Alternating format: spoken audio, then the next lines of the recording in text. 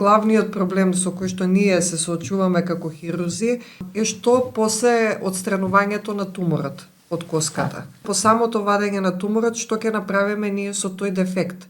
Како ќе ги затвориме ние коската, мускулите, па и кожата? Нашиве колеги ортопеди прават отворена биопсија најчесто, земат парче ткиво така како што треба тоа прецизно, правилно да се изведе, бидејќи тоа не е едноставно само земи парче ткиво. Не, точно се знае како треба тоа ткиво да се изведе. Патолозиве ја дават крајната дијагноза и веќе колеги ортопеди го препраќаат пациентот за третман пред операција. ПМФ продуцира 3 медицински физичари годишно е доволно за нашата земја. Ние немаме потреба од 400 медицински физичари, имаме потреба од 30, а сме 10. Технологијата на модерната генетика и молекуларната биологија возможуваат откривање во течности работи што не мора да земате ткива.